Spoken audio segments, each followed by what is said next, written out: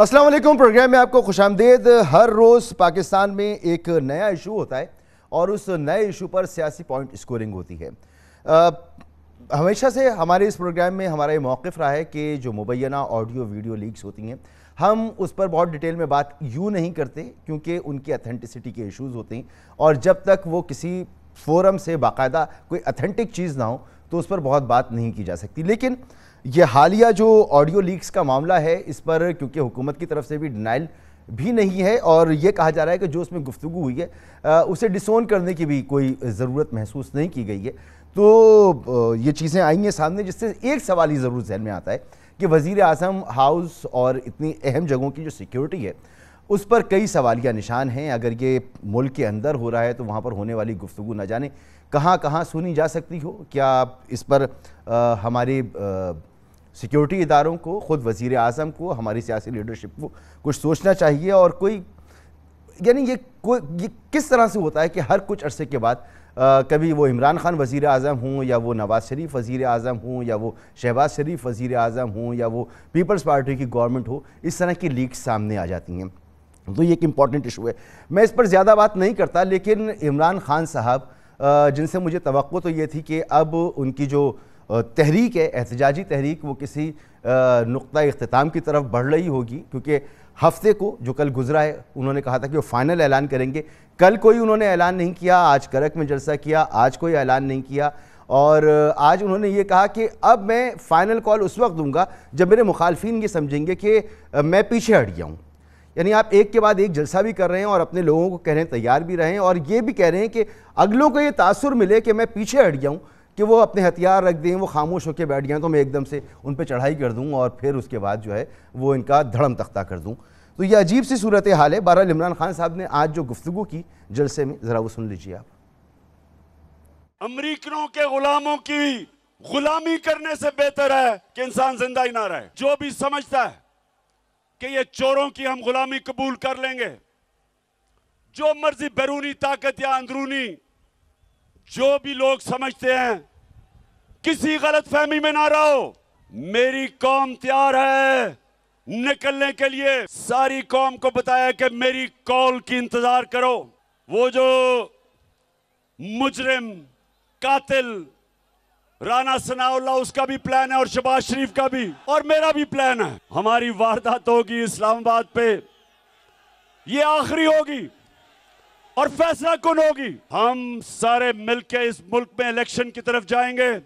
Zardari mafia और शरीफ mafia इंशाल्लाह हमेशा के लिए इनको पाकिस्तान की पॉलिटिक्स से इलेक्शन के बाद शिकस्त देंगे, इलेक्शन से शिकस्त देंगे। मेरा प्लान क्या है इस इलेक्शन में?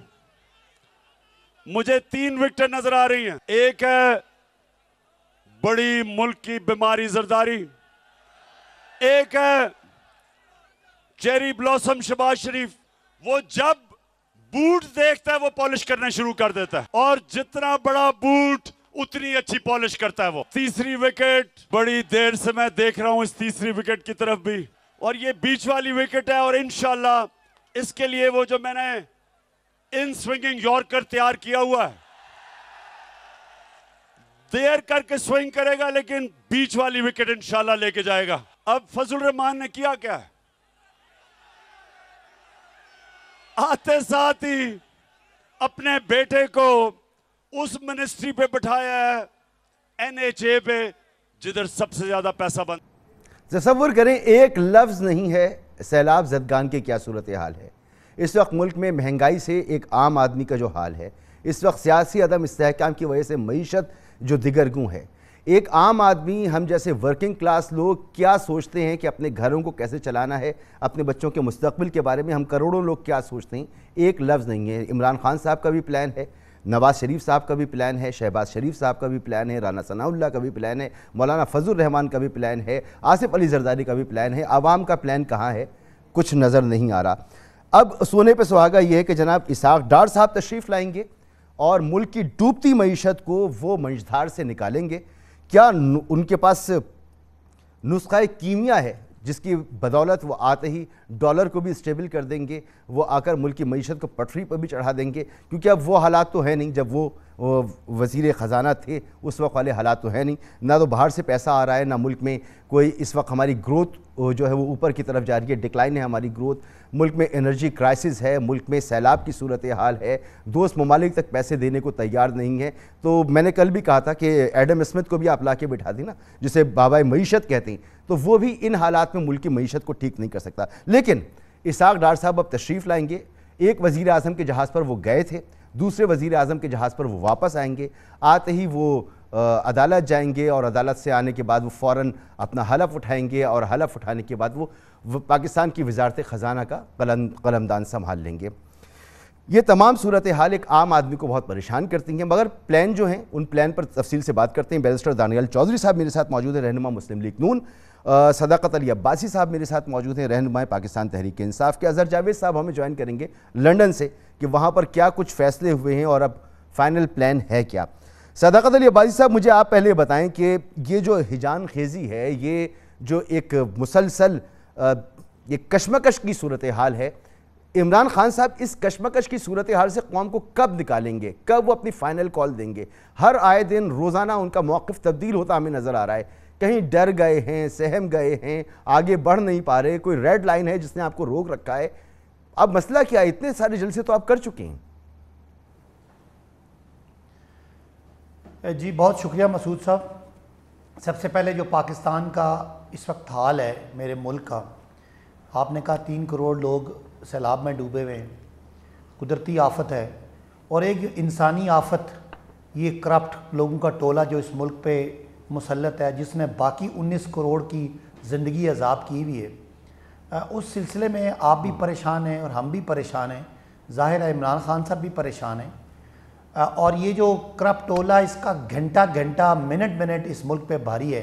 आज जो ऑडियो लीक्स आई हैं, यकीन माने शर्म आती है, घिन आती है कि किस तरह के लोग इस मुल्क पे इस वक्त मुसल्लत किए गए। लेकिन आपने कहा रेड लाइन, बिल्कुल रेड लाइन ये है कि खुदा न खास्ता मुल्क इतना, इस करप्ट टोले ने, इस इम्पोर्टेड रजीम ने इतना मुल्क को अदम इस्तेकाम कर दिया है कि खुदा न खास्ता कोई अगर ज़रा सा भी कोई चिंगारी लग गई तो हालात ख़राब हो सकते हैं। इस मुल्क का क्या मुस्तकबिल है जब इस मुल्क का वज़ीर आज़म बाहर बैठ के टीवी पे कहता है कि हम डिफ़ॉल्ट कर गए हैं, हमारे पास पैसे नहीं है देने को, हम अपने कदमों पे खड़ा नहीं हो सकते, टीवी पे इंटरव्यू दे रहे हैं। उस मुल्क में कैसे डॉलर स्टेबलाइज होगा, कैसे मैशत स्टेबलाइज होगी?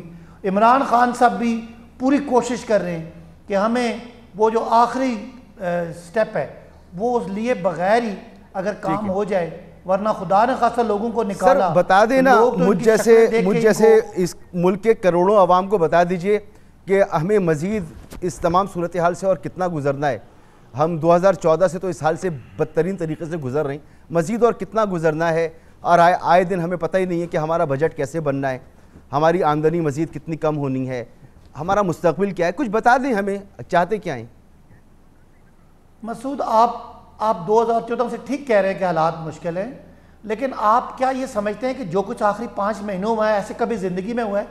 आपके हुकूमत के अपने स्टैटिस्टिक्स बता रहे हैं कि पाकिस्तान के 74 सालों में इस साल की महंगाई कभी नहीं हुई। पाकिस्तान के 74 सालों में कभी इतना बड़ा खसारा नहीं हुआ। पाकिस्तान के 74 सालों में कभी इस तरह 3 महीनों में इतनी करेंसी में फॉल नहीं आया। पाकिस्तान के 74 सालों में कभी 60% करप्ट तरीन सज़ा याफ्ता और मुजरमान और ज़मानत पे आए हुए लोग कभी कैबिनेट में नहीं आए। मुझे बता दें, मुल्क डूब रहा है और ये कहते हैं, खुद ये कहते हैं कि जहर खाने के पैसे नहीं हैं। 72 वजीर बिठाए हुए हैं, जिनमें से 72 में से शायद बड़ी मेजॉरिटी वो है जो इस अहल ही नहीं है, सिर्फ लुट मार लगी हुई है, बाहर के दौरे हैं। एक इनका करप्ट तरीन आदमी सजा याफ्ता मुजरिम है, वो लोगों को असेंबली में रखने और ना रखने के फैसले कर रहे हैं। मरियम साहब, ये बातें आप कितनी मरतबा रिपीट करेंगे?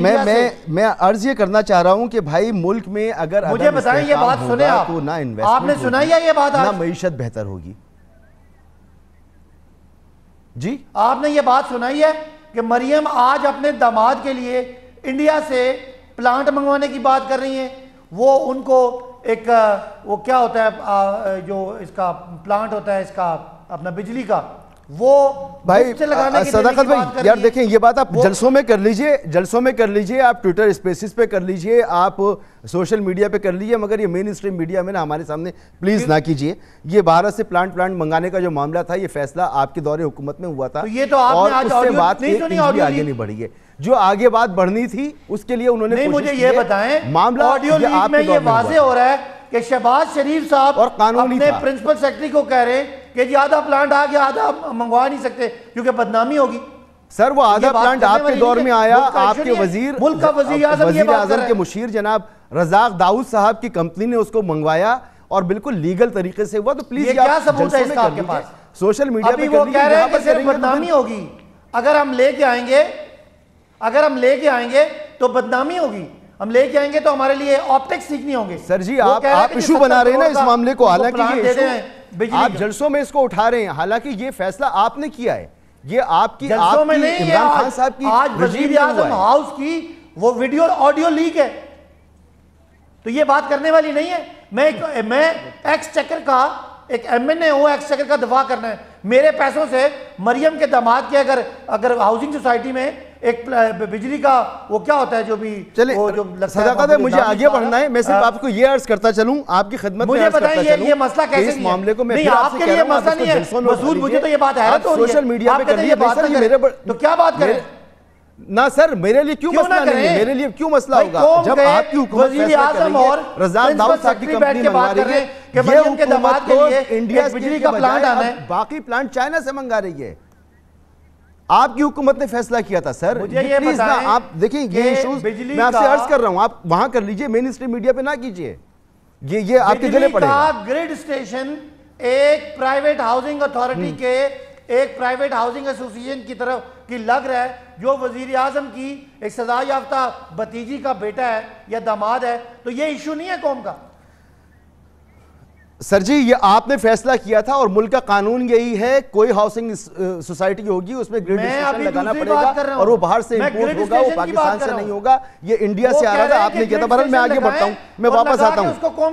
रीथिंक कीजिए अब्बासी साहब, रीथिंक कीजिए, आप जो गुफ्तगू कर रहे हैं ये डाइजेस्ट नहीं होने वाली गुफ्तगू ना, कि आपने एक फैसला किया था, आप इसका इल्जाम अगली हुकूमत पे नहीं लगा सकते। प्लीज अजहर जावेद साहब की तरफ आता हूं, फिर बैरिस्टर साहब आपकी तरफ। अजहर भाई क्या फैसले हुए, अहम तरीन फैसले, और इन फैसलों के साथ क्या मियां नवाज शरीफ साहब ने, इसाक डार साहब ने, शहबाज शरीफ साहब ने कोई प्लान भी दिया है, या इसाक डार साहब ने कहा होगा मैं जाऊंगा तो ये चंद स्टेप्स हैं, ये मैं फौरन लूंगा और उसके बाद मईशत जो है वो 15 दिन में, 30 दिन में, 2 महीने में वो अपने किसी जगह पर आ जाएगी, ट्रैक पर आ जाएगी, डॉलर जो है जी वो एकदम से 75 रुपये उसमें से कमी हो जाएगी, कुछ ऐसा उन्होंने बताया है? जी मसूद साहब बहुत शुक्रिया जी। फैसला तो जो सबसे बड़ा, इस्माइल साहब ने इस्तीफ़ा दे दिया और इसाक डार साहब को वज़ीर ख़जाना नामज़द कर दिया गया है। वज़ीर आज़म शहबाज शरीफ की ज़ेर सदारती आज इजलास हुआ था लंदन में, जिसमें साबिक़ वज़ीर आज़म नवाज शरीफ, कायद नून लीग के साथ वज़ीर इत्तलात मरियम औरंगज़ेब भी थी, मलिक अहमद ख़ान भी थे, अहद चीमा भी थे। तो ये एक बड़ा फ़ैसला जो आज लंदन से सामने आया है। इसाक डार साहब कल वज़ीर आज़म शहबाज शरीफ के हमरा पाकिस्तान आ रहे हैं। उन्होंने हमसे अभी दुनिया न्यूज़ से गुफ्तगू की है, अभी बात हुई थी मेरी उनसे, तो उनका ये कहना है कि कंफर्म किया है कि कल वो वज़ीर आज़म शहबाज शरीफ के साथ पाकिस्तानी वक्त तकरीबन 3 बजे के करीब यहाँ से 2-3 बजे बरतानिया से रवाना होंगे और रात 9-10 बजे वो पाकिस्तान में होंगे। मंगल को वो सेनेट की रुकनियत का हल्फ उठाएंगे और बुध वाले दिन वो वज़ारत ख़जाना का हल्फ उठा सकते हैं। सबसे बड़ी डेवलपमेंट यही है। अब आपके सवाल के 2 हिस्से थे। दूसरा हिस्सा ये है कि जहाँ तक प्लान की बात है, उन्होंने बाकायदा आज से काम शुरू कर दिया है। जो मेरी बात हुई, उनका कहना है कि उनकी आते ही सबसे पहले IMF के साथ मीटिंग है अगले 6 से 7 दिन में, और IMF से आज से ही उन्होंने मुज़ाकरात का आगाज़ कर दिया है। जो 2 चीज़ें जो हमें अब तक पता लगी हैं, इसाक डार साहब से तफसीली गुफ्तगू हुई थी से, नंबर 1 जो डॉलर की कीमत है उस हवाले से उन्होंने कुछ बड़े फ़ैसले किए हैं। वज़ीर आज़म शहबाज शरीफ को एतमाद में ले लिया गया है। और सबसे बड़ा फ़ैसला जो कमर्शियल बैंक जो बेज़ाब्तगियों में मुलव्विस रहे हैं, और उनका ये कहना है कि इस हवाले से रिपोर्ट एक तैयार कर ली गई है और चंद बैंक जो हैं उनके खिलाफ एक बड़ा ऑपरेशन होने जा रहा है, उनके खिलाफ कार्रवाई हो रही है। जो रिसेंट हालिया जो डॉलर की प्राइस में इजाफा हुआ है, यहाँ पे जो नून लीग के ज़राए ये कहते हैं कि उसमें कुछ बेज़ाब्तगियाँ हैं और उन बेज़ाब्तगियों पर FIA बड़ा एक्शन लेगा अगले हफ्ते। दूसरी चीज़ IMF ठीक है, आप मेरे साथ ही रहिए, मेरे साथ ही रहिए, वो असर नो होंगे प्लान जी। अच्छा, मेरे साथ ही मौजूद रहिए। बैरिस्टर साहब, सदा जैसे अजहर जावेद भाई बता रहे हैं हमें, तो ये कमर्शियल बैंक्स वाला जो मामला है, मेरे ख्याल में तो ये बड़ा मुश्किल होगा आपके लिए, आपकी हुकूमत के लिए, इसहाक डार साहब के लिए। पहले ही पाकिस्तान में इंटरनेशनल बैंक्स जो हैं वो तकरीबन जा चुके हैं यहाँ से। जो लोकल बैंक्स बचे हैं या कुछ बाहर के बैंक्स हैं भी, उनको आप ज़्यादा टाइट कर नहीं सकती, और अगर करने की कोशिश करेंगे तो इसका नुकसान ही होना है, फ़ायदा नहीं होना। कोई आउटलाइन आपके जहन में, कोई अपनी अपनी पार्टी में सुनी हो कि अब इसहाक डार साहब आएंगे तो वो काम कौन सा था जो मिफ्ता साहब नहीं कर सके और आके इसहाक डार साहब कर लेंगे? बिस्मिल्लाहिर्रहमानिर्रहीम। मसूद साहब, पहले मैं आपको एक चीज़ के ऊपर मैं अपना पॉइंट देना चाहता हूँ कि हमारी सोसाइटी में बहुत सी गलत आदतें हैं, बड़ी सी गलत चीज़ें हैं, लेकिन इस सोसाइटी में एक अच्छी बात यह है कि माँ बहन बेटी की इज़्ज़त करते हैं। जहाँ माँ बहन बेटी देखें तो वहाँ इज़्ज़त और रिस्पेक्ट से पेश आते हैं और अपनी कोई बात। आज जो तरीका, आज जो गाली, आज जो मरियम औरंगज़ेब साहिबा मेरी बहन के साथ किया गया लंदन में, इनके वर्कर्स के साथ, और उनको स्पेशली भेजा गया, जिस तरह उन्होंने उनको हरास किया, जिस तरह वो किया, उसको मैं स्ट्रांगली कंडेम करता हूँ। और मैं इन लोगों को यही कहता हूँ कि आपने एक पूरी नस्ल तबाह कर दी। आपके अपने माँ बहन के साथ इस तरह कोई सलूक करे, कोई बर्दाश्त नहीं कर सकता। और ये बड़ी, it is a matter of dishonour, it is a matter of extreme shame कि हम इस कौम को, इस मुल्क को किस तरफ लेके जा रहे हैं, किस डायरेक्शन में लेके जा रहे हैं, जहां गाली देने वाला, ऊंची जुबान बोलने वाला, गले गिरबान से पकड़ने वाला आज एक को हम बड़ा बंदा समझते हैं, बड़े ज़र्फ वाला बंदा समझते हैं, और उसको कहते हैं कि क्या क्या वाह क्या बात की है। ये मुल्क और उस चीज़ को हम उस तह पे लेके जा रहे हैं जहां से इस कौमें और मुल्क तबाह होते हैं। दूसरी बात, मैंने सदाकत अब्बासी साहब की सुनी, ये बहुत चीख रहे थे, बहुत मेरे भाई हैं, बहुत शोर डाल रहे थे, लेकिन मुझे समझ नहीं आ रहा था ये अपने ज़मीर से लड़ रहे थे या अपने आप से लड़ रहे थे। ये बातें कर रहे थे, टोला, इंपोर्टेड रजीम, चोर, डिफ़ॉल्ट, ये पता नहीं क्या क्या बातें कर रहे थे। मुझे बात बताएं कि इन्होंने क्या कंस्ट्रक्टिव बात की? क्या ये वही लाइन टो नहीं कर रहे जो इमरान खान अपने जलसों में खड़े होकर बातें कर रहे हैं? क्या वही बातें नहीं कर रहे कि जिस औरत के घर में, जिस मर्द के घर में उसकी औलाद बह गई, जिसके मवेशी खत्म हो गए, जो उसके जरिए मौज थे, उसका घर बार तबाह हो गया, उसके ऊपर बात करने से आज हम कासिर हैं, उसके ऊपर हम बात नहीं कर रहे, लेकिन हम इन्हीं चीजों के ऊपर बार बार कोई हम मुस्बत बात नहीं कर रहे। दुनिया पाकिस्तान की मदद कर रही है, दुनिया पाकिस्तान साल के साथ चलने के लिए तैयार है, और हम आज भी वही बात कर रहे हैं, हम आज भी वही गलत चीजें कर रहे हैं। ये वो पॉइंट है कि कौमों को इकट्ठा करने का, कौम मुल्क को इकट्ठा करने का, और उन लोगों को जो सर्दी में ठठर के मर रहे होंगे आज से कुछ महीने दिनों बाद, जो बलोचिस्तान की सर्दी में रात को अपना टाइम बसर कर रहे हैं खुले आसमान पे, घरों में पानी है, क्या उनकी आवाज नहीं हम मान सकते? क्या उनके लिए एक बेहतर मैसेज नहीं दे सकते? क्या सदाकत अब्बासी साहब ये नहीं मेरे से पूछ सकते, दानियाल साहब आपने 1 करोड़ रुपया दिया तो आपने कम दिया, आपने 50 लाख रुपया अपने जेब से दिया तो कम दिया, आप और दें? इस तरह कौमें बनती हैं। ये आज इतने कसीदे पढ़ रहे हैं, 4 साल पहले इनकी हुकूमत रही, 4 साल पहले ये हुक्मरान थे। मुझे बताएं कि इन्होंने क्या चीज बेहतर की? 3 अरब की खातिर पूरा मुल्क बेचा है, डिफॉल्ट कर दिया, IMF को बेच गए। लेकिन मुझे एक बात बताएं, एक बात बताएं, क्या इन्होंने कभी वो बात की कि 52 अरब रुपया सीपैक से जो पाकिस्तान में आना था वो क्यों रोका? इन्होंने क्या सीपैक में किया? सीपैक का क्या हाल किया? ये बात कर स्टोरी सुनाने गया। मुझे एक बात बताएं कि ये अरब ममालिक गए, ये चाइना गए, ये बर्तानिया, ये अमेरिका गए, क्या वहां सवाल कर्जा देने गए थे या भीख मांगने गए थे? जी बिल्कुल। बैरिस्टर साहब ये सारी गुफ्तगू कर लीजिएगा। मैं आपसे ये जानना चाह रहा हूं, जब आपने ये फैसला किया कि इमरान खान को निकालना है और आपने एक इत्तेहाद बनाया और आपने एक बिल्कुल कॉन्शियस आपने डिसीजन लिया, इमरान खान की हुकूमत को निकाल दिया, तो आपको अंदाज़ा नहीं था कि इसका रिएक्शन क्या आएगा? और फिर जब अंदाज़ा था तो आपको ये नहीं पता था कि ऐसी सूरत हाल में आपका क्या रवैया होगा? आप इन्हें कैसे मजबूर करेंगे टेबल पे लाने के लिए? आप कैसे इस इंतशार की फिजा से मुल्क को निकालेंगे? तो आपको इस तमाम सूरत हाल से अपने आप को क्यों बरी? हमें डे 1 से, मसूद साहब एक सेकेंड, हमें डे 1 से पता था कांटों की सेज है। हमने कांटों की सेज इसलिए लिए कि मुल्क डिफॉल्ट पे चला गया था। 1 मेगावाट नहीं प्रोड्यूस किया इन्होंने। हम 21,000 मेगावाट प्रोडक्शन करके गए थे। मुझे बताएं कि इन्होंने 4 साल में कौन सा मंसूबा लगाया। इनसे 4 साल में इस्लामाबाद के पुल नहीं बने। मसूद साहब इधर आकर तो देखें, आप इस्लामाबाद की रोडें तो देखें, आप मेट्रोस तो देखें। 4 साल में ये वो काम पूरा नहीं कर सके। इन्होंने मुल्क को क्या करना था आगे? आपका मुल्क इंटरनेशनल बैंकरप्सी की तरफ चला गया था। कर रहे हैं ना 21,000 मेगावाट, भाई वो 21,000 मेगावाट आज गले पड़ा हुआ है। आज हमारा सबसे बड़ा मसला सर्कुलर डेड है। 31,000 मेगावाट हमारे गले पड़ा हुआ है। इन्होंने मुझे बताएं मसूद साहब, आप एक स्टेटमेंट के ऊपर, एक सेकंड मसूद साहब, आपको 21,000 मेगावाट का भी बताता हूं। एक स्टेटमेंट के ऊपर पूरी पीआईए का भट्टा उठा दिया, दुनिया से बैन करा दिया, अपने पायलट्स बैन करा दिए। किसके कहने पे स्टेटमेंट्स दी? ये किसके कहने पे चलते हैं? ये फॉरेन फंडिंग में 8 साल क्यों छुपते रहे? क्योंकि ये उन्हीं के पैसे हैं जिनके कहने पे ऐसी स्टेटमेंट्स दी जाती हैं।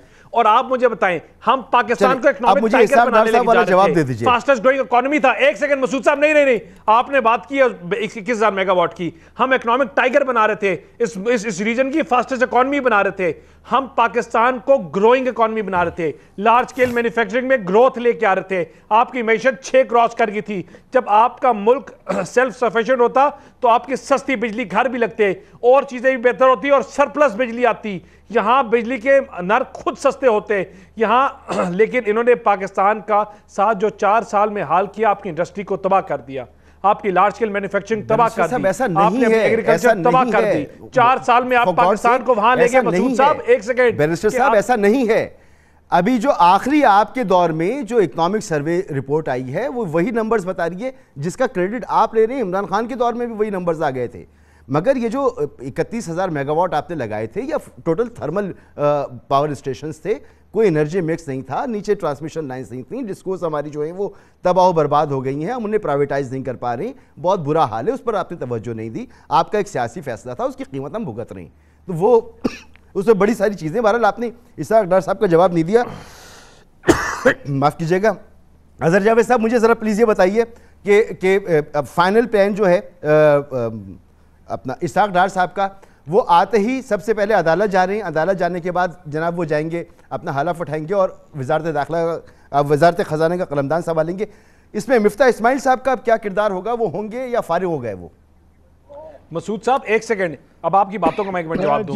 जब इन्होंने इसाक डार साहब को घर भेजा और निकाला मसूद साहब, तो 21 बिलियन डॉलर्स हमारा फॉरेन रिजर्व था, 21 बिलियन डॉलर्स। और इंशाल्लाह पाकिस्तान इसाक डार साहब जब आएंगे तो डॉलर फिर सस्ता होगा, आपकी ग्रोथ फिर आएगी। हमें आईएमएफ से डील करने, आईएमएफ से दोबारा नेगोशिएट करेंगे इनकी टर्म्स। ये 3 अरब पे पूरा मुल्क बेचाए, हम ये होने नहीं देंगे। और इंशाल्लाह अपनी बेस्ट टीम्स लेके आएंगे, मिफ्ता साहब उनको सपोर्ट करेंगे, पूरी टीम इकट्ठा चलाएगी और पाकिस्तान की मैशत को फिर वहीं छोड़ के जाएंगे, जहां वहीं लेके जाएंगे जहां हम छोड़ के गए। हम वो नालायक हुकूमत नहीं है जो अपना पिछले फेलियर से अगले साल का मुआवजा करें। पहले ये 3 साल 4 साल फेल होने के बाद आज ये बात कर रहे हैं। इमरान खान ने कहा था मैंने ख्वाब देखा है, उस ख्वाब की ताबीर असद उमर करेगा, और पहले 3 महीने में असद उमर को उठा के बाहर फेंक दिया। आपको इनकी इकोनॉमिक स्ट्रेटजी इस चीज से पता चल जाती है मसूद साहब, और अगर इसमें कोई हकीकत होती तो आपको नजर आता। ठीक है सर, मैं वापस अजहर जावेद साहब स्काइप पर हैं मेरे साथ, मैं जरा उनसे पूछ लूं, फिर आप इसको कंटिन्यू कर लीजिएगा। ये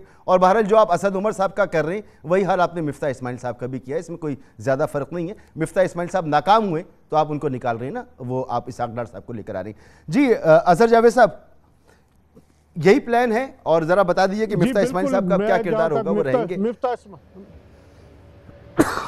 इस्माइल साहब जो यहाँ की क़यादत है उसके ख्याल में तो बुरी तरह नाकाम हुए हैं, और उन्होंने जो वादे किए थे वो उन पर पूरा नहीं उतर सके। मिफ्ता इस्माइल साहब पर ही तमाम जिम्मेदारी आयद की जा रही है, और कहा यह जा रहा है कि मिफ्ता इस्माइल साहब ने कहा था कि सिर्फ एक दफ़ा मुझे कीमत बढ़ाने की इजाज़त दें, उसके बाद नहीं बढ़ानी पड़ेगी, और IMF से भी जो मुआहदे हो जाएंगे, लेकिन वो बुरी तरह नाकाम हुआ। ये मेरी सोच नहीं है, ये मुझे जो सोर्सेज ने बताया, जो यहाँ पे बात होती है उसके मुताबिक मैं कह रहा हूँ। और मिफ्ता इस्माइल एक बुरे वज़ीर ख़जाना के तौर पर, नाकाम वज़ीर ख़जाना के तौर पर एक उनकी रेपूटेशन इस वक्त यहाँ पर है। और जो आज इस्तीफ़ा पेश किया है उन्होंने यहाँ पर, वज़ीर आज़म शहबाज शरीफ को, उस वक्त नवाज शरीफ भी थे, तो एक दिलजोई उनकी की गई कि उन्हें बिठा लिया गया, लेकिन जो जिम्मेदारी है वो उन्हीं के कंधे पे है। जहाँ तक इसाक डार साहब की बात है, इसाक डार साहब तो जैसे मैंने बताया कि उनकी सबसे बड़ी इस वक्त जो मामला है वो IMF से रीनिगोशिएट कर रहे हैं, वो अगले 6-7 दिन में होगा। अब कर पाते हैं नहीं कर पाते ये उनका मसला है, लेकिन इस वक्त जो सिचुएशन है वो अच्छी नहीं है पाकिस्तान की इकॉनमी की, और इस हालात में जो कुछ हो सकता है वो सब अब इस हवाले से अगले आने वाले दिन ही बता सकते हैं कि वो कितने अहल साबित हो सकते हैं। लेकिन मिफ्ता इस्माइल साहब के हवाले से यहाँ मायूसी। ठीक है, बहुत शुक्रिया अजहर जावेद साहब। एक ब्रेक की तरफ मुझे जाना है और सूरत हाल वही है कि असद उमर साहब को इमरान खान साहब लेकर आए थे, और जब शहबाज शरीफ साहब की हुकूमत आई तो मिफ्ता इस्माइल साहब उनके वज़ीर ख़जाना थे। लेकिन ये चौथा महीना है मिफ्ता इस्माइल साहब को नाकाम करार दे रही है ख़ुद नून लीग की अपनी क़यादत कि वो नाकाम हो गए हैं, और ऐसी सूरत में आ रहे हैं जनाब इसहाक डार साहब। और मेरी जितनी अंडरस्टैंडिंग है हालात पिछली दौर के मुकाबले में बड़े मुख्तलिफ हैं। इसहाक डार साहब क्या कर सकेंगे, इस पर ही बात करते हैं, और ज़रा इस पर आगे की स्ट्रेटजी क्या है तहरीक इंसाफ की, इस पर भी बात करेंगे एक ब्रेक के बाद।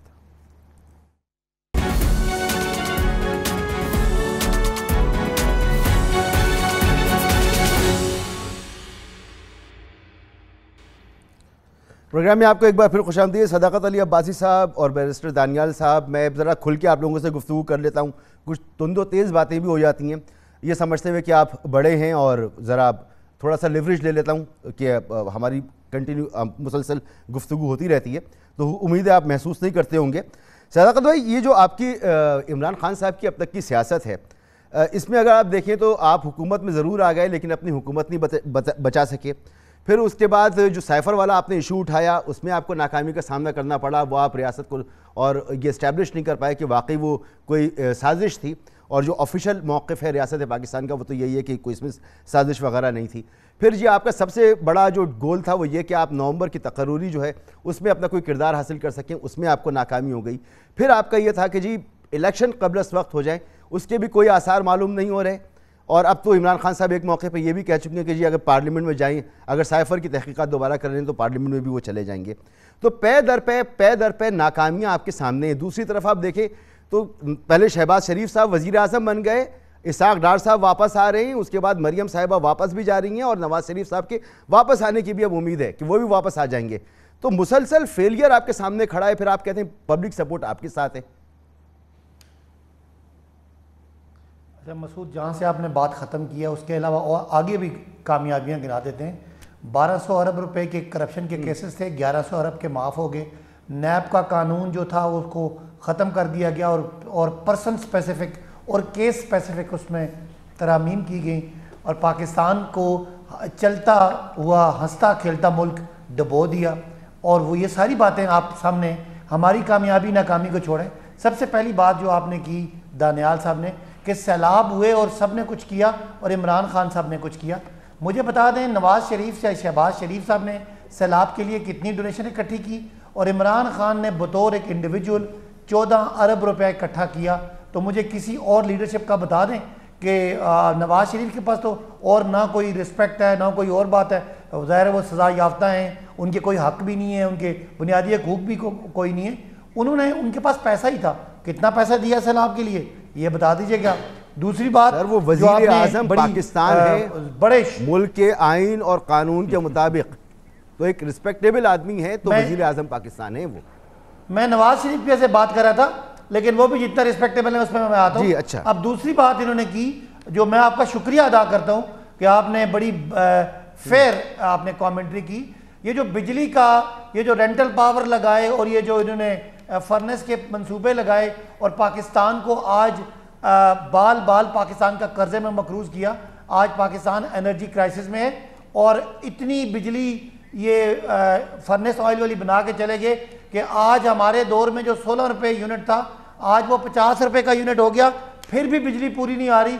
और मैं दाद देता हूँ दानियाल साहब को कि ये इसको नवाज शरीफ और शहबाज शरीफ का क्रेडिट ले रहे हैं, यानी इसका क्रेडिट ले रहे हैं कि पाकिस्तान का मुस्तकबिल बर्बाद किया, बिजली के महंगे मंसूबे, कैपेसिटी पे मंसूबे लगाए और वो आज पाकिस्तान की बच्चा बच्चा उसकी कीमत अदा कर रहा है। एक आम आदमी मजदूर भी 10,000 के बिल पे कर रहा है, और तमाम बद्दुआएं जो है वो नवाज शरीफ और उस सारे उस रजीम को देता है जिसने अपनी कमीशन और किकबैक्स लिए और पाकिस्तान को इतने बड़े कर्जे में जकड़ा। मैं आपका शुक्रिया अदा करता हूँ कि आपने ये बात बड़ी ही अच्छे तरीके से की।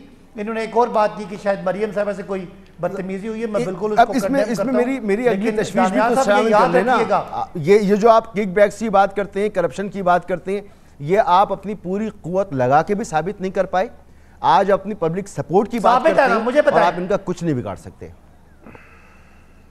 मुझे बताएं, एक मिनट, मुझे आप बताएं, नवाज शरीफ साहब का किस मुकदमे में सजा याफ्ता है? वो क्या मुकदमा है? मुझे आप जवाब दें। सर वो तो बेटे से एक तनख्वाह लेनी थी, नहीं ले पाए, और आपको मैं बता दूं सर वो भी चैलेंज होने वाली है। एक मिनट ये बिल्कुल आपकी गलत इंफॉर्मेशन है। मसूद साहब मुझे बात करने दीजिएगा। इस पे वो नाअहल हुए जबकि लंदन फ्लैट के केस में वो सुने जरा, वो नैब अदालत से सजा याफ्ता हैं, करप्शन साबित हो चुकी है उन पे। ये बेटे वाली बात नहीं है, बेटे वाली बात पे सिर्फ वो नाअहल हुए, लिहाजा वो सजा याफ्ता, उनको सजा हुई है। उनके असासे उनकी दौलत से ज्यादा हैं, और वो असासे कैसे बने? इसी तरह के बिजली के मंसूबे, इसी तरह के मोटरवेज और इसी तरह की मनी लॉन्ड्रिंग से बने। अगली बात, जो मरियम साहब से अगर किसी ने बदतमीजी की है, मैं अर्ज कर दूं आपकी खिदमत में सदाकत है, फिर बात आगे चली जाएगी। कानून बदल चुका है, बात मुकम्मल करने दें। अब कानून बदल चुका है। जब भी आप बाहर जाएंगे दानियाल साहब, आपने 90 लाख लोगों के वोट का हक छीना है। आपने बैरूनी मुल्क पाकिस्तानियों से वो जो ईवीएम खत्म करके उनका वोट का हक छीना है। वो बिल्कुल बदतमीजी ना करें, लेकिन आप जहां जाएंगे वो आपको वोट चोर जरूर कहेंगे, क्योंकि आपने 90 लाख बैरूनी मुल्क पाकिस्तानियों का वोट चोरी किया। दूसरी बात ये, आज आप माने झूठ, और वो आप अजहर जावेद साहब माने कि मिफ्ता इस्माइल फेल हो गया। अगर मिफ्ता इस्माइल फेल हो गया और ये इंपोर्टेड रजीम फेल हो गया, तो 5.5 महीने जो इस मुल्क को आपने निकम्मे नाअहल वजीर आजम और वजीर खजाना से सजा दी कि मेरे मुल्क का डॉलर 178 से 240 पे चला गया, मुल्क की महंगाई 12% से 47% पे होगी, मुल्क की बिजली 16 रुपए से 50 रुपए पे होगी, और आज पाकिस्तान का बच्चा बच्चा मकरूज हो गया।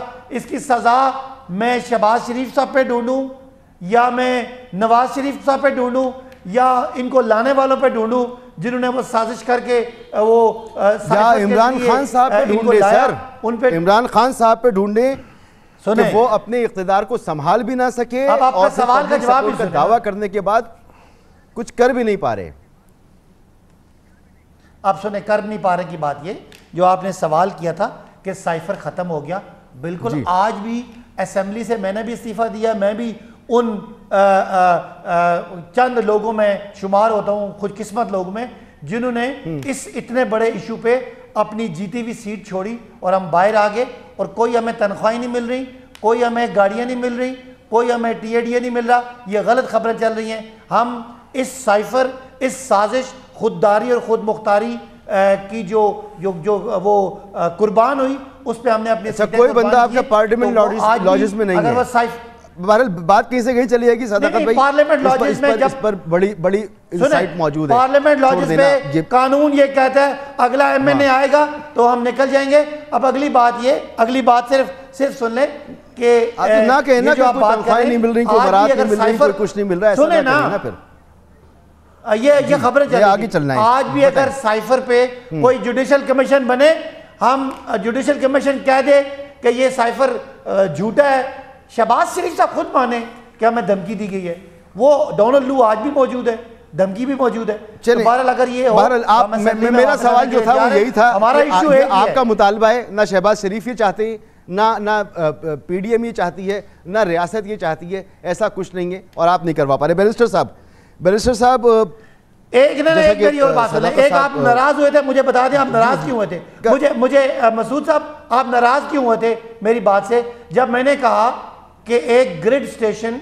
एक जाती आदमी को अगर कोई वजीर आजम अलॉट करता है, वो अपने हल्फ से, कि उसका हल्फ का हिस्सा है कि वो अपने किसी जाती बंदे को मनफियत नहीं पहुंचाएगा, उससे रूगर्दानी करता है। आप कहते हैं ये बात नहीं भाई, ये कैसे बात नहीं है ना सदाकत भाई। देखिए नंबर 2, सदाकत भाई प्लीज देखिए, आप यहाँ नंबर 2, अगर मेरे इस्तीफे का फैसला आप परवेज अशरफ साहब की बजाय अगर नवाज शरीफ करता, आप ये प्रोपेगेंडा कहीं इस्तेमाल कर लीजिए मेन स्ट्रीम मीडिया पर, हमारे जैसे शोज में आप जब ये गुफ्तगू करेंगे तो मैं पूरी खबर आपके सामने रख देता हूँ। कैसे प्रोपेगेंडा? आपके दौर में ये मामला हुआ था, आधा प्लान जो आया उसकी वो इमरान खान साहब के दौर में हुआ, ये नहीं है ना ऐसा, शहबाज शरीफ के दौर में नहीं हो रहा, वो बिल्कुल मामला उनके पेश नजर आया। मेरा ऐसा नहीं है सदाकत भाई, ये प्लीज मेरा ख्याल है मैं 2 अलग नाराज नहीं हो रहा मैं। नहीं मसूद साहब एक मिनट ना, देखिए आप नाराज हो रहे हैं, ये 2 अलग मामले हैं। ओ भाई आपने वो ऑडियो नहीं सुनी, एक ऑफिसर है मुबैना तौर पर वो शहबाज शरीफ साहब से गुफ्तगू कर रहा है, वो जिक्र कर रहा है मरियम साहिबा की तो आवाज नहीं है ऑडियो में, प्रिंसिपल सेक्रेटरी है नहीं है ना। मैं कह रहा हूं ना ये आप प्रोपेगेंडा कर लीजिए प्लीज, बैरिस्टर साहब यार सदाकत में आप वक्त जाया कर रहे हैं, ये मामला नहीं है ना प्लीज। बैरिस्टर साहब ये जो बात कह रहे हैं कि जो पहली बात तो ये कि मैं समझाता सदाकत भाई को भी इसकी मजम्मत करनी चाहिए, जो रवैया लंदन में मरियम औरंगजेब साहिबा के साथ हुआ, मैं इसकी मजम्मत करता हूँ कि सियासी इख्तलाफ अपनी जगह, लेकिन इसका यह मतलब थोड़ी है कि आप उनका नाख्ता बंद कर दें। कानूनी तौर पर वो बिल्कुल क्लियर हैं, तभी तो आप हमारे मुल्क की वज़ीर हैं और वहाँ पर गई हुई हैं। सियासी इख्तलाफ अपनी जगह, लेकिन यहाँ तक उसको नहीं बढ़ाना चाहिए। ये जो गुफ्तगू कर रहे हैं वोट का हक़ ले लेना, मेरे ख्याल में तो वोट का हक़ है, पाकिस्तान में आएँ और वोट डाल दें, डुअल नेशनल होने के बावजूद भी। बैरून मुल्क तो पहले भी कोई हक़ नहीं था ना कि वहाँ से वोटिंग की जा सकती हो। ये इमरान खान साहब ने इनिशिएट ज़रूर किया था, लेकिन आप लोगों ने इसको रिवर्स कर दिया, ऐसा ही है ना। ये मसूद साहब, इनकी पहले तो मैं अपने भाई की बात सुन के एक चीज़ कहूँगा, हर शाख पे उल्लू बैठा है, अंजाम गुलिस्तान क्या होगा। पहले ये फैसला करें कि कर लें कि वो मरीम साहिबा की कन्वर्सेशन शहबाज शरीफ के साथ थी, तौकीर साहब की कन्वर्सेशन मरीम के साथ थी या शहबाज शरीफ के साथ थी, ये पहले अपना ये फैसला कर लें। दूसरी बात, उसी जिस केस की बात कर रहे हैं, मैं इसको स्ट्रांगली कंडेम करूँगा। आगे मरियम साहिबा के बारे में बात कर रहे थे कि ये देखिए, अगर आप मुझे बात प्लीज करने दें, अपने टाइम पे आप ये बोलेंगे। आपने मुझसे पूछा ना, ये कन्वर्सेशन ये सारी अपनी बात कर लें। नहीं मैंने नहीं कोट की, मैं आप अपनी बारी में बोला, मैं तो खाली अब आगे बात कर रहा हूँ। ये देखिए मसूद साहब कि ये प्लांट का फैसला पाकिस्तान में आएंगे, ये इनकी गवर्नमेंट में किया गया, 2020 में लाया गया, और इनके पास हाई कोर्ट की ऑर्डर भी है। जब ये बैन लगा कि वो उस प्लांट को इंडिया से हमने कोई ट्रेड नहीं करना, उसके बाद हाई कोर्ट ने इनको इजाज़त भी दी कि करें, प्लांट को लगा सकते हैं, लेकिन उसके बावजूद इसकी जो फिनिशिंग की वो उन्होंने चाइना से मंगवा के की। और ये प्लांट लाया किसके थ्रू गया? रज़ाक दाऊद साहब की कंपनी है, उसके थ्रू लाया गया, इनकी हुकूमत में, इनकी परमिशन से, और इनके वज़रा उसके साथ थे। अब जहाँ तक बात आप कर रहे हैं ये और आगे के, देखिए ये इनका तरीका है कि करप्शन की बात करो, करप्शन के ऊपर नारे लगाओ, लेकिन करप्शन प्राइस इंडेक्स का आप कागज़ तो उठा के देखिए, वो कहता क्या है कि पाकिस्तान में इनके 4 साल के अदवार में करप्शन बढ़ी या कम हुई? वो कहता है कि 119 से 124 पे चले गए आप 5 इशारिया ऊपर चले गए और ममालिक से, कि करप्शन की वजह से। इनके वुज़रा ने दुकानें खोली हुई थी, बनी गाला के बाहर दुकानें जो हैं वो 3-3 लाख रुपए पे रेंट पे लग रही थी, इनके वुज़रा ने ली हुई थी कि लोगों से काम कराने के लिए वहाँ बैठे हुए थे। और आज ये बातें करते हैं, आज ये बातें कर रहे हैं, कसीदे पढ़ रहे हैं। मुझे बताएं कि इन्होंने बोला कि नवाज शरीफ को करप्शन के चार्जेस पे हटाया गया। मुझे वो ऑर्डर तो पढ़ के सुनाएं, उस पर लिखा not even iota of corruption has been found. ये इस जजमेंट की वर्डिंग है। और उससे पहले आपने करप्शन कहा, और नवाज शरीफ को हटाया किस बात पे? आपने हटाया कि अपने बेटे की कंपनी से तनख्वाह ले सकते थे, और वो लेने के जवाब था उनके पास, लेकिन तनख्वाह नहीं ली। अगर कोई केस होता तो सामने आता। और 4 साल एड़ी चोटी का जोर लगा दिया। इन्होंने पाकिस्तान मुस्लिम लीग नून का कोई बंदा नहीं छोड़ा जिसके ऊपर एंटी करप्शन के केस ना बनाए हो, कोई मिनिस्टर वज़रा नहीं छोड़े जिनको साल जेल में ना डाला हो। मुझे बताएं क्या क्या करप्शन साबित कर सके हैं? इनकी तो एक फरा गोगी को पकड़ा तो इनकी हीरे की अंगूठियां निकल आई, उनके प्लॉट्स निकल आए, वहां पता नहीं क्या क्या निकला, इनकी चीखें निकलने शुरू होगी। मुझे बताएं कि इमरान खान साहब इतने सादे कमीन, इतने अच्छे, मुझे बताएं उनकी बहन जो हैं, जिनका बनी गाला में 300 कनाल के साथ दूसरा 300 कनाल उनका है, 600 कनाल का महल है, तो इस्लामाबाद में आके रेंट पे क्यों रहती हैं? वो होटलों में क्यों रहती हैं? अपने उस 300 कनाल में क्यों नहीं रहती जो उनका है? क्योंकि ये झूठ बोलते हैं लोगों से, माजरत के साथ सदाकत भाई ने भी अपनी बातों को इसी तरह गुमराह करते हैं। आप भी गुफ्तगू कर रहे हैं तो मैं आपको टोक रहा हूं, आप मुझे भी टोकें कि देखिए कानून के मुताबिक उनकी बहन मसूद साहब एक सेकंड बात बताएं। मसूद साहब मैं किसी की बात नहीं कर रहा, मैं तो बहन की बात ही नहीं कर रहा। कौन सा भाई है मसूद साहब, कौन सा भाई यार, कौन सा भाई है कि जो अपनी बहन को कहेगा कि तुम कहीं और जाके रहो? भाई कौन सा भाई है, मुझे बात बताएं। कि मैं खाली ये बात कर रहा हूं कि आप इनकी बातों का मयार देखें सर, आप इनकी बातों का मयार देखें और इनके करतूत देखें, इनकी हरकतें देखें। ये आज पाकिस्तान के साथ सवाए झूठ के क्या कर रहे हैं? अगर इन्होंने बिजली प्रोडक्शन की होती, ये 21,000 मेगावाट और लेके आते तो ऐसी की तैसी थी कि बिजली के जितने भी जो चल रहे थे ग्रिड स्टेशन वो सस्ती क्यों ना करते, बिजली बनती, आपके कारखाने लगते, बांग्लादेश का टका आपसे आगे ना जाता उन 4 सालों में, टैक्स कलेक्शन 10,000 अरब रुपए पे होती, सर्कुलर डेट ना बढ़ता, आप अपने बैंकों से कर्जे लेकर अपने सरकारी लोगों की तनख्वाहें ना दे रहे होते। ये झूठ के ऊपर गवर्नर हाउस में फिर बनाते यूनिवर्सिटी, प्राइम मिनिस्टर हाउस में बनाते आप पार्क यूनिवर्सिटीज, सवाए झूठ के आपने क्या किया इस कौम के साथ? 4 साल में आपने मुझे बताया, गिनवा दें मुझे यार, मुझे बात बताएं ना। मैं शहर में रहता हूं, इस्लामाबाद की एक ब्रिज आपने जो कंप्लीट किया हो, एक रोड जो आपने कंप्लीट की हो, सी पैक आप बताएं किसके आप उसके ऊपर चढ़ते रहे, लोगों को गुमराह और झूठ बोलते हैं। हम 4 महीने में क्या कर सकते हैं? हमने क्या ऐसी इकोनॉमिक पॉलिसी लेके आए कि हमने जो चीज खराब की? हमने आपकी चीजों के ऊपर पर्दा उठाया और सामने ये हुआ कि पूरी बिल्डिंग कोलैप्स कर गई।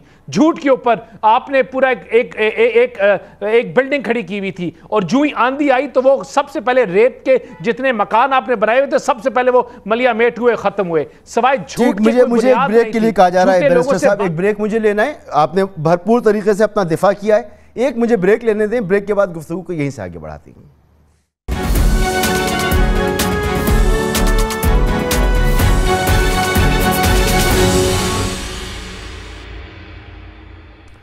Welcome back. वक्त मेरे पास ख़त्म हो गया। बैरिस्टर दानियाल चौधरी साहब आपका बहुत बहुत शुक्रिया, सदाकत अली अब्बासी साहब आपका बहुत शुक्रिया, अजहर जावेद साहब लंदन से हमारे साथ मौजूद थे उनका बहुत बहुत शुक्रिया। और अब इमरान खान साहब के पास एक ही ऑप्शन है जिसका वो जिक्र कर रहे हैं, उनकी इनस्विंग यॉर्कर। कब उनको मौका मिलता है या नहीं मिलता। अगर उन्हें अर्ली इलेक्शन चाहिए तो उनके पास ये एक ऑप्शन है। जबकि नून लीग की तरफ और पीडीएम को अगर हम देखें तो इसहाक डार साहब वापस आ रहे हैं। जो मामलात जनाब मरियम नवाज शरीफ साहिबा के हैं वो उनमें बड़ी उनको रिलैक्सेशन मिल रही है, हो सकता है वो मुल्क से बाहर चले जाएं और फिर नवाज शरीफ साहब की वापसी का रास्ता हमवार हो। ये जो रोड मैप है नून लीग का, देखें किसको कामयाबी मिलती है। हम और आप आवाम, हम अपने रहनुमाओं की तरफ देखते रहेंगे कि कब मुल्क के हालात बेहतर होती हैं। इजाज़त दीजिए, अल्लाह हाफ़िज़।